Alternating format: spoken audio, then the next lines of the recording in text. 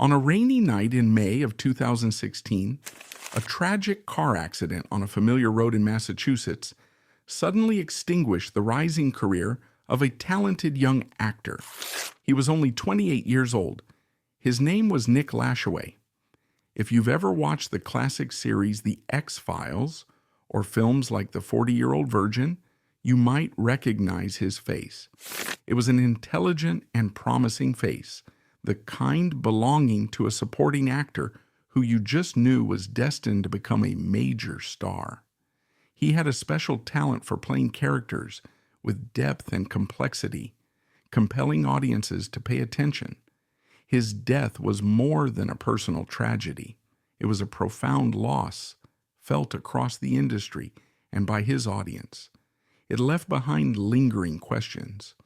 What really happened on that fateful night? And what potential was extinguished at the exact moment he was poised for greatness? Because right before his passing, Nick was on the verge of a major breakthrough, earning recognition from top directors and landing roles that could have defined his career.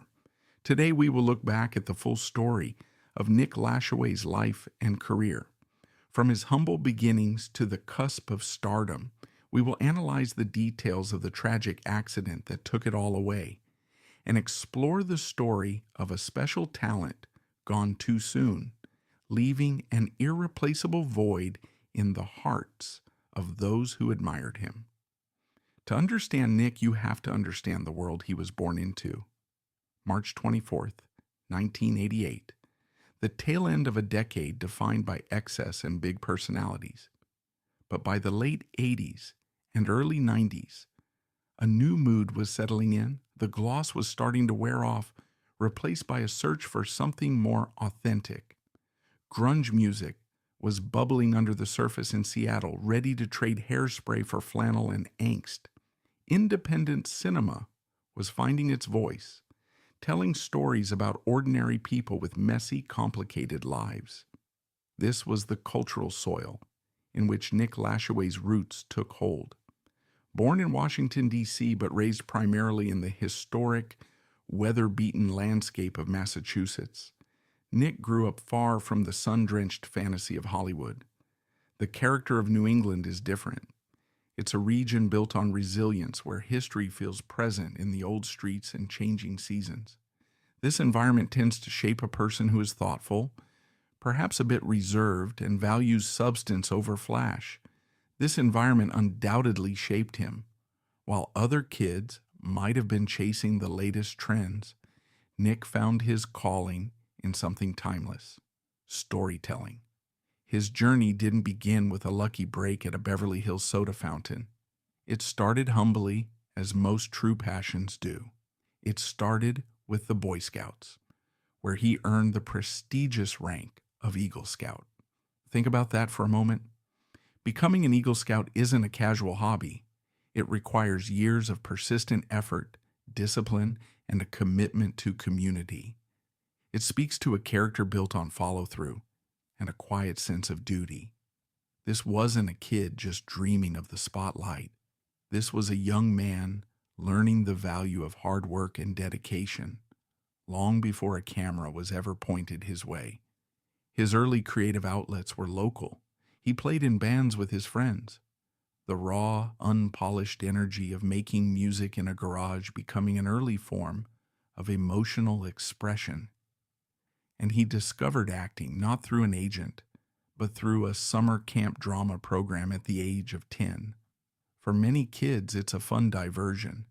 For Nick, it was a revelation. It was the moment the spark found its kindling.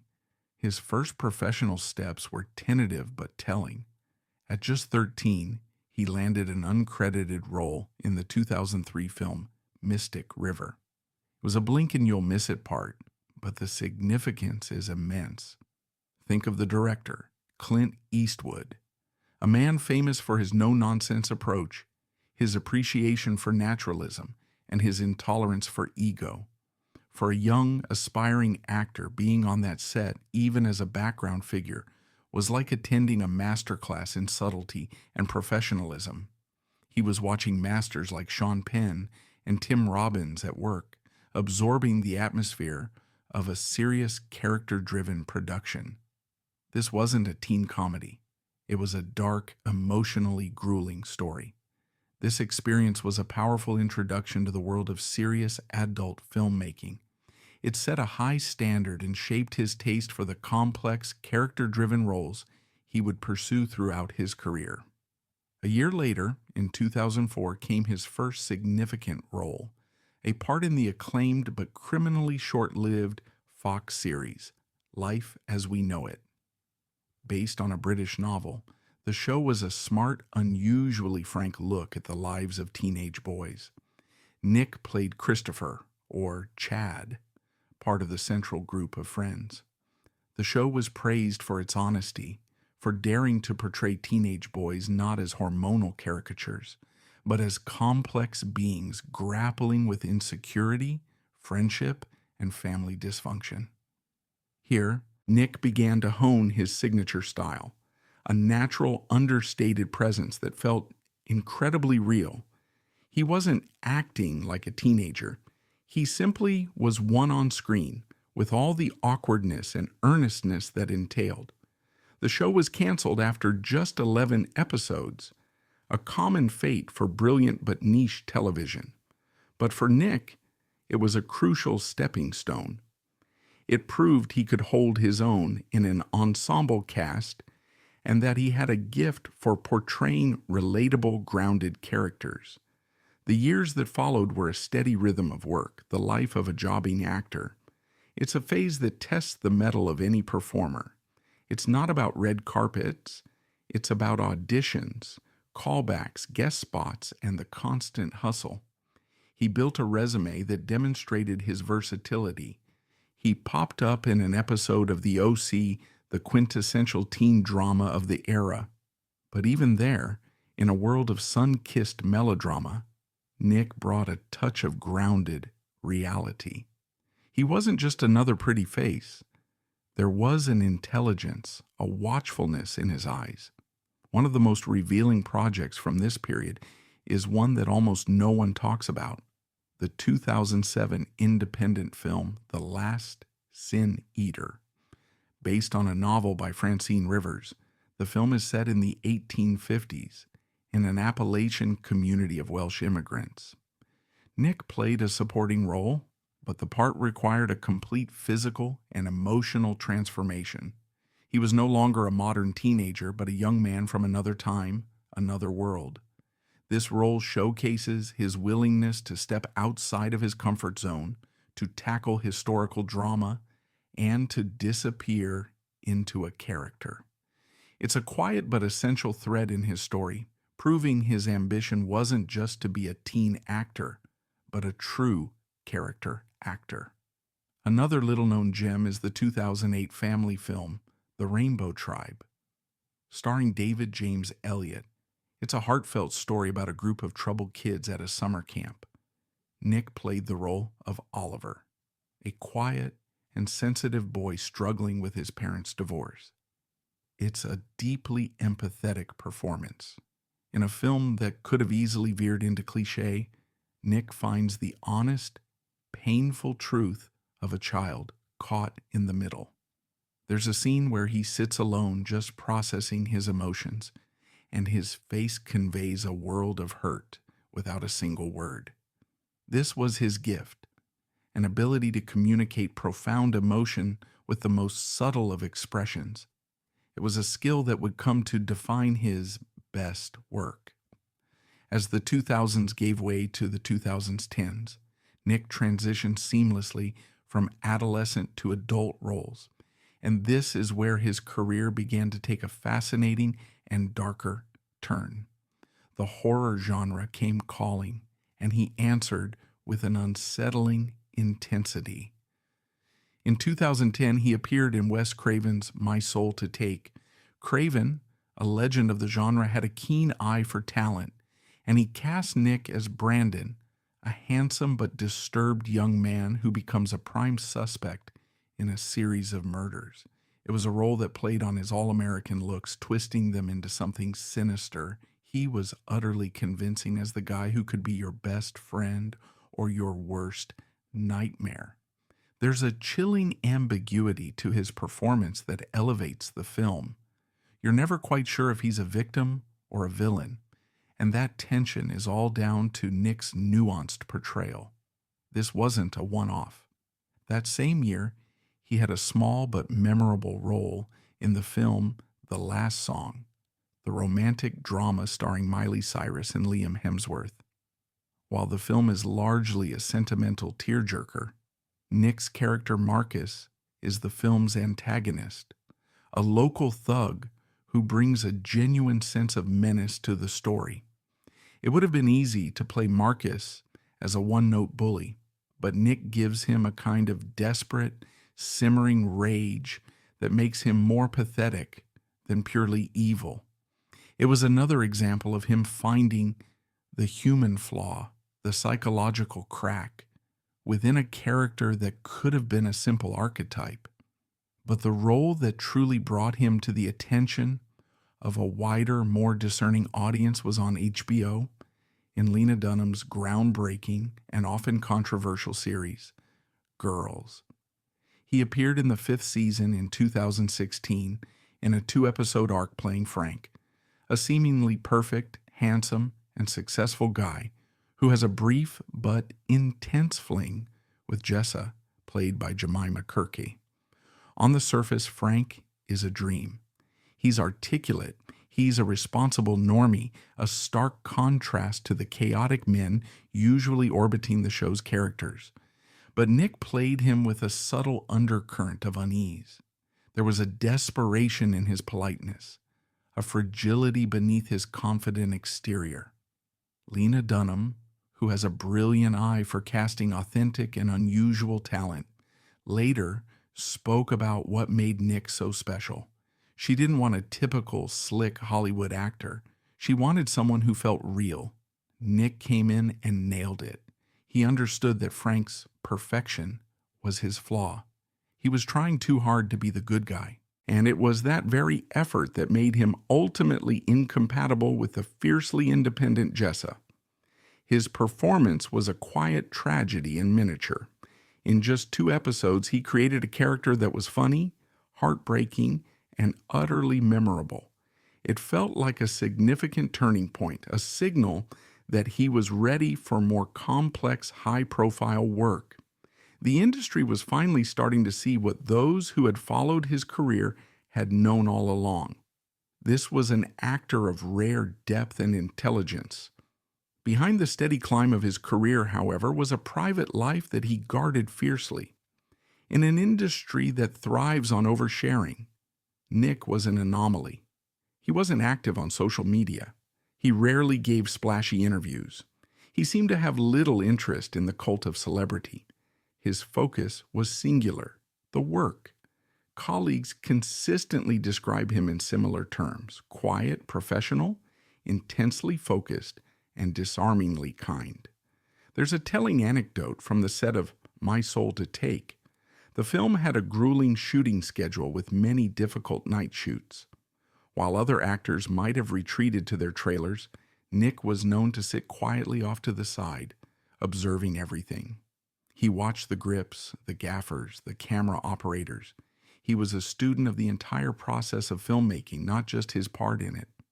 One crew member recalled him asking thoughtful questions about lens choices and lighting setups. This wasn't driven by ego, but by a genuine curiosity and a profound respect for the craft itself. He wasn't just focused on his performance. He wanted to understand the entire language of filmmaking. This quiet intensity was balanced by a surprising warmth and a dry, witty sense of humor. Friends remember him not as the brooding actor, but as a loyal, down-to-earth guy who loved music, his family, and his dog. He was an accomplished musician, a passion that ran parallel to his acting career. He played guitar and wrote songs, pouring an emotional honesty into his music that mirrored his on-screen performances. This wasn't a vanity project or an attempt to launch another career. It was a private, necessary outlet for his creativity. It was where he could be purely himself, without a script or a character to hide behind. Those who heard his music describe it as soulful and introspective, another layer to the complex creative spirit he was. One of the most emotionally revealing stories comes from a close friend who described Nick's relationship with his family. He remained incredibly close to his parents and sister. Despite living in Los Angeles for his career, his heart was still very much in Massachusetts. He would often speak of missing the changing seasons, the quiet of his hometown. This wasn't an actor who had been seduced and swallowed by Hollywood. He was a New England boy at heart, grounded by the love of his family and the values he was raised with. This connection to his roots was his anchor, the thing that kept him steady in the often turbulent waters of the entertainment industry. Perhaps the most challenging and thematically resonant role of his entire career came in 2016 in the revival of The X-Files. He appeared in the 4th episode of the new season, an episode titled Home Again. The title itself is hauntingly prescient. In the episode, Nick played a character named Kyle Gilligan, a young man who creates a thought-form monster called the Band-Aid Nose Man to protect the homeless and punish corrupt city officials. It's a role that required him to be both sympathetic and terrifying. His character is mute for much of the episode, meaning he had to convey a storm of rage, grief, and righteous fury almost entirely through his eyes and body language. His performance is electrifying. The raw pain etched on his face is unforgettable. Through his character, he became a voice for the forgotten, a silent scream against a cruel and indifferent world. The episode's writer and director, Glenn Morgan, a veteran of the original series, spoke about being blown away by Nick's audition. He said Nick brought a vulnerability and a danger to the part that no one else had. Tragically, the episode is dedicated to the memory of Nick Lashaway. He would never get to see it air. On the evening of Sunday, May 8th, 2016, Nick Lashaway, a 28-year-old actor known for his roles in films like The 40-Year-Old Virgin and The Last Song, was navigating a familiar route in his hometown of Framingham, Massachusetts. The weather was treacherous, with a steady rain turning Route 135 slick and fog-reducing visibility. Around 7:45 p.m., disaster struck at a three-way intersection when a 2002 GMC Envoy, driven by 25-year-old Mark E. Hirsch, suddenly drifted across the center line. The Middlesex District Attorney's Office later reported that Hirsch, who had a blood alcohol level of 0.06%, below the legal limit, appeared to have lost consciousness behind the wheel due to a medical emergency or fatigue. His vehicle veered into oncoming traffic and collided head-on with Lashaway's Jeep Wrangler. The impact was catastrophic. The force crumpled the front of Lashaway's vehicle, sending it spinning off the road into a wooded area where it struck a large oak tree. The violence of this final impact displaced the engine block and caused the Jeep to immediately burst into flames, fueled by ruptured gas lines. Witnesses who heard the screech of tires and the deafening crash called 911 at 7:47 p.m., reporting a car on fire with someone trapped inside. The Framingham Fire Department and police arrived within 4 minutes to find the Jeep engulfed in flames reaching 10 feet high, with thick smoke billowing into the rainy night sky. Firefighters used foam extinguishers to suppress the intense blaze, bringing it under control in 6 minutes, while paramedics worked to extract Lashaway from the driver's seat. He was found unresponsive, suffering from massive trauma. Lashaway was rushed by ambulance to UMass Memorial Medical Center, a Level 1 trauma center 15 miles away. In the emergency room, doctors worked frantically to save him, performing CPR for 30 minutes, intubating him to support his breathing, and administering epinephrine to restart his heart. However, his injuries, including traumatic brain injury from the impact, internal bleeding from ruptured organs, severe burns over 40% of his body, and smoke-damaged lungs were too severe.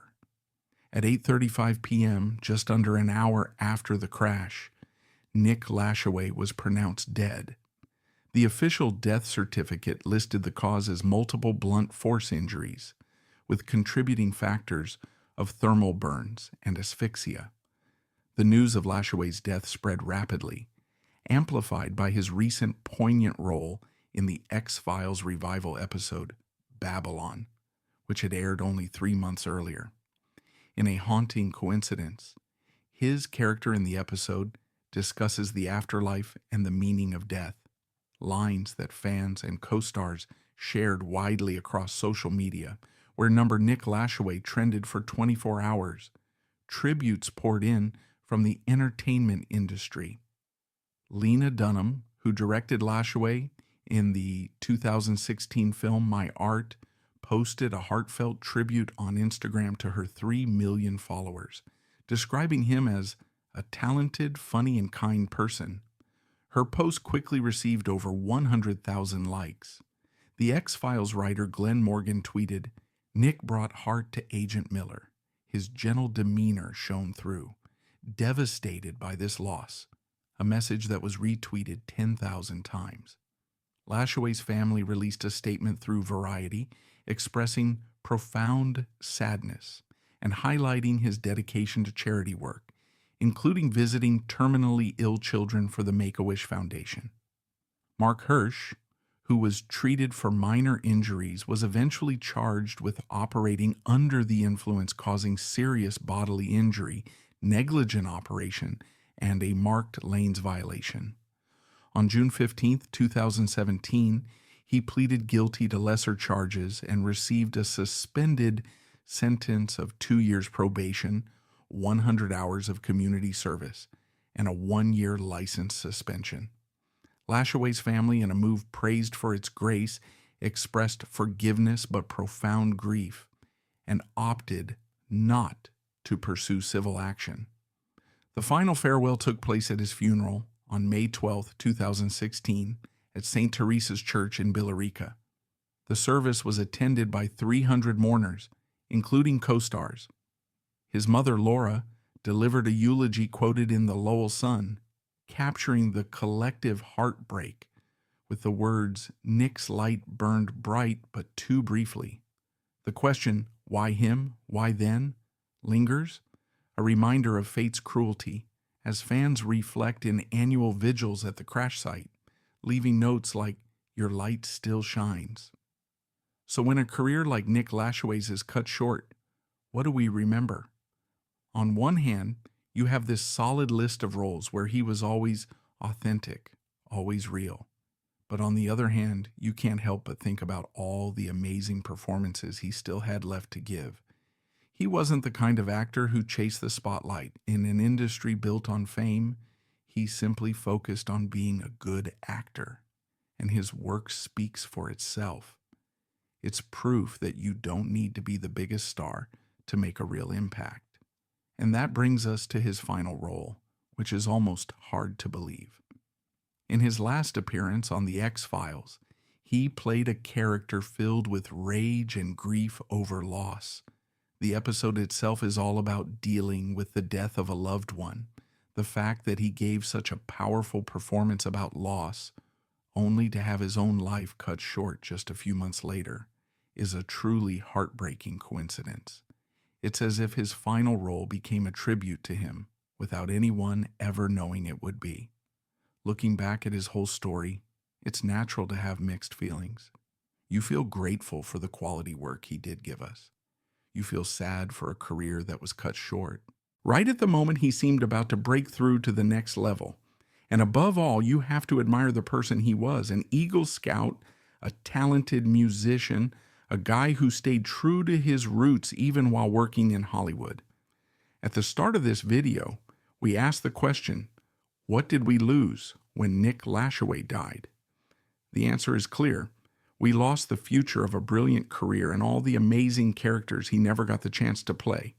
But what remains is just as important. The work he did leave behind is a powerful reminder of his talent. So the next time you see him on screen, look closer. You won't just see a supporting actor in the background. You'll see a rare and authentic talent, a story cut short, and a quiet impact that remains undeniable.